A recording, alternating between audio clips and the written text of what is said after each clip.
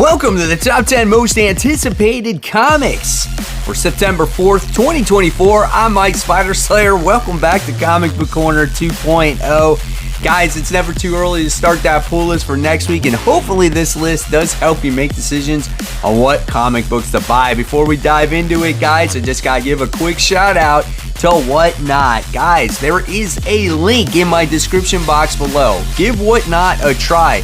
When you click on that link and you win your first auction on Whatnot, you're going to get a $15 credit off of your first purchase. So if there's a particular comic book that you're searching for, use that link in the description box below. Get yourself $15 off. All right, so here we go. The book that's on the hot seat, and that book goes to the Exceptional XMen. This is issue 1. So here's our next X book. This is the one of the big 3 that are being released, and this time we're gonna have Kate Pryde that leads the team, but beforehand I guess she's gonna be a bartender, and we're gonna get the assembly of this team. How they get this team together will be the interesting point for me, because I don't like team books when they throw a whole team in your face. So we'll see. I definitely don't have high expectations for this X book. This one is 40 pages, and this one is $5. All right, so the book that's on the rise, you might be a little bit surprised, but I think this book is really good. This is Spider-Boy issue 11. So most recently in issue 10, we wound up seeing Spider-Boy go through the web of life. He was lost in it. Aranya, Silk, Madam Web pulled him through. And now, based off everything what happened, is everybody remembers now who Bailey Briggs is. Is this good? Is this bad? Not sure yet, but this issue focuses on Bailey going back to school. So it could be a lot of fun. Interested to see where the direction goes with this comic book. This one's 32 pages. This one is $5. Coming in at number 10, we have Venom War Spider-Man. This is issue 2. So this one's pretty much almost like a hot seat book for me, because the first issue kind of started off really strong with the relationship between Peter Parker and the symbiotic suit once again. That was really cool. And then Jackpot entered the book, and I'm like, And then at the end, there was these whole people posing as like hobgoblins, and then they got symbiotic goo spilling out of their mouths, and there's this like weird creature, and I was like, okay, now we're getting really out there. So I don't know at all where this book is actually going to go. So we'll see. This one is 32 pages, $4.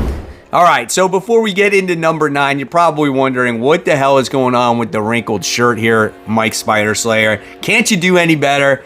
Well, in all reality, this is the second time I'm shooting this video, as the first one got lost, got deleted, and I was like, when I went to go edit it, I was like, oh shit, I'm like, where is this video?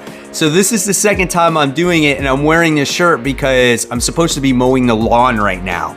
So once I get done shooting this video, I'm going to mow the lawn. So sorry about the wrinkled shirt. This is just my crappiest of crap clothes. So there you have it. There's the explanation. Back to number 9. Here we go. It's Scarlet issue 4. Listen, when it comes to Scarlet, for me, this is the weakest book for the Energon universe. It's written by Kelly Thompson. Nothing against her, but I feel like this book, it's just very, the story's just not very in-depth. It's her trying to rescue Jinx. She's been deep undercover.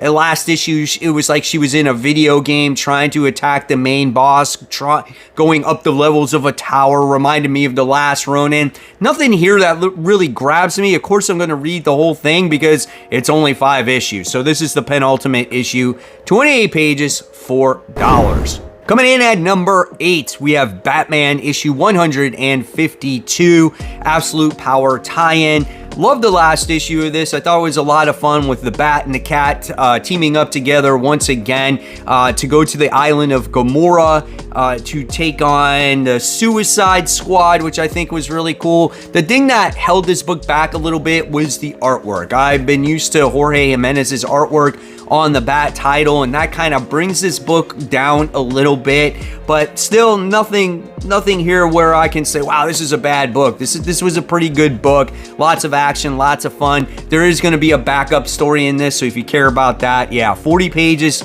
$5. All right, moving on to number 7, we have the Incredible Hulk. This is issue 16. We have the Hulk, early Hulk, like 3,000-year-old Hulk. He was in a one-shot in Al Ewing's run going against the Eldest. She has been the bad guy of this whole series so far, trying to get Banner's persona, the Hulk persona or whatnot. And we're just learning the early days of that main character. So I thought the first issue was good. It's not Nick Klein artwork, but the art in the last issue was actually pretty solid. So we'll see how this story continues. Legacy numbering 797, 28 pages, $4. Moving on to number 6, we have Miles Morales Spider-Man. This is issue 24. So last issue, we wound up getting to see Miles still a vampire, and if you did not read Blood Hunts, yes, that's kind of the ramifications here. He's a vampire. His powers are a little bit at bay thanks to Doctor Strange, and it looks like here he's going to be going against the Vulture. So we'll see what happens with this. I think Miles Morales has been a really solid series. This is kind of like an in-between story arc before things get going, because there's going to be a crossover between Deadpool and Miles Morales, which should be great. Legacy numbering 306, 32 pages, $4. Coming in at number 5, we have Uncanny Valley. This is issue 5. This is the penultimate issue. This has been a special comic book. This is something that a lot of people I don't think were expecting to be solid. And it's about this kid who finds out he's a toon. That's right. I mean, that's pretty awesome, right? He finds out that he has a grandfather there's a cartoon character. He gets brought to this other world. These villains want this boy. Obviously, his mom is going after him. So the twists and turns that have been going on in this book are awesome. It reminds you of like Looney Tunes in very many ways. Great story. Definitely just not expected. This is a $5 comic. Coming in at number 4 goes to the Ultimates, issue 4. So this is the Fate of the Ultimate Fantastic Four. Solid read all the way around. Some would argue that issue 3 was not very good. I liked issue 3. I like seeing the introduction to the She-Hulk in this world. She's a completely different character. We got to see how her island was bombed, and it was all because of Bruce Banner. And where that goes, I don't know. We'll see. But the collection of the team has been fun. And again, we talk about team books. Do you introduce the team all at once? Do you do them one by one? Me personally, I like it when you introduce 1 or 2 characters at a time, so you get an idea, a feel for the character, and then when they're a team, then you know every single character. So we'll see what happens in this one. 32 pages, $5. Top 3, here we go. Number 3 goes to Gunslinger Spawn, issue 35.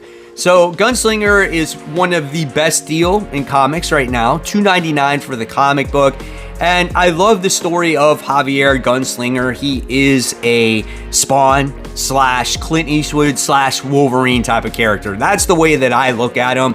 He's not as strong as the other Spawn characters. And right now, if you've been reading Spawn, there's these things called this dead zones. They've been expanded, and it limits the powers of the Spawns. So when they get hurt, they're not able to heal. Their healing factor doesn't kick in the same way. He's severely injured in this issue. He's in a medically induced coma. The cops are after him on top of it, so he's probably going to get thrown to jail. But right now, while he's in this coma, he's reliving things in his mind. Really interesting stuff. Like I said, guys, $3. Coming in at number 2, we have Flash Gordon, issue 2. This one is done by Mad Cave. Issue 1 was definitely a nice surprise. The only thing I ever remember from Flash Gordon was that 80s movie back in the day. I was really young. I don't remember too much about it, just the song. And this book was awesome. We wound up getting to see Flash Gordon trapped on this planet. It's called Planet Death. Or Death, I should say, and he was on this table, and there was this robot feeding him these liquid IV meals, and somehow he winds up escaping the table. Before he gets into action, he shaves his face, and then he's going out here now on the planet and trying to escape, going against all kinds of guards and creatures. I think this is going to be a blast. Can't wait for this second issue. This one is a $5 comic. All right, guys, so after number 1, we're not done, as we have to talk about those noteworthy comics. That's right, there's only about 10, 11, 12 books I talk here. There's a lot of other books that I should let you know that's coming out. And my number 1 most anticipated comic goes to Absolute Power issue 3. This DC event has been a lot of fun, guys. I've really enjoyed it. I feel like there is stakes. I feel like your heroes have their backs against the wall. And based on what happened in the last issue, they all are at the Fortress of Solitude. Then we see Amanda Waller's people come, the Amazo robots, and all our heroes get scattered to different places, and then that's where the tie-ins come in. And it's just been great, and the artwork has been solid. And so I think this is one of the best events that DC has written in quite some time. So I'm quite enjoying it. This one is 40 pages and this one is $5. Here we are, the noteworthy comics. Kicking it off with Marvel. This is Daredevil issue 13, a book I have not read in quite some time. Then we have The Immortal Thor. This is issue 15. I know a lot of people, just like the Fantastic Four books, collect those Alex Ross covers.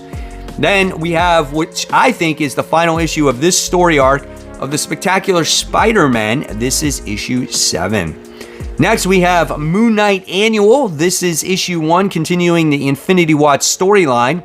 Followed by Venom War. This is issue 2. I wasn't a huge fan of that. Then we have Scarlet Witch, issue 4. And then we have, which I think is probably arguably one of the bloodiest comic books, should be polybagged, should be explicit, and that is Get Fury. This is issue 5. Next, we have Kid Venom, issue 2. Moving on to the DC Comics, we have Poison Ivy. This is the celebratory 25th issue of the series. Then we move on to Birds of Prey. This is issue 13. Next, we have Justice Society of America, issue 11. Then we have Shazam, issue 15. Then we have the continuation of Boy Wonder. This is issue 5. And I'm not sure if this is the end, but we have the Penguin, issue 12. For Plastic Man fans, we got a new Plastic Man book. This is Plastic Man No More. This is issue 1. Then we move on to the indie comics, and there is a lot of people still reading The Walking Dead. This is The Walking Dead Deluxe. This is issue 96.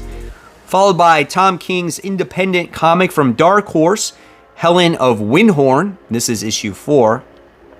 Then we have Chip Zdarsky's Public Domain. This is issue 8. Followed by another, I think Tom King writes this one, Animal Pound, issue 5. Next, we have White Boat. This is issue 2. Whether it comes out or not, who knows, man. I don't know when this book comes out. And then we have Sam and Twitch. This is issue 6. And then we have Minor Arcana. This is issue 1. Then we have Cruel Universe. This is issue 2. Followed by Chitara, issue 3. Next, we have Conan Battle of the Blackstone. This is issue 1. And it looks like that's it, guys. There are all your top 10 most anticipated and noteworthy comics for September 4th, 2024. Hopefully you guys enjoyed it. If you love the content, there's always more content right here for you to click on. Of course, guys, support the local comic shops. Sorry about the wrinkled shirt. I'm going to mow my lawn. Remember, keep buying, keep collecting, but always read those comics so we can have great comic conversation. I'll see you real soon. Bye.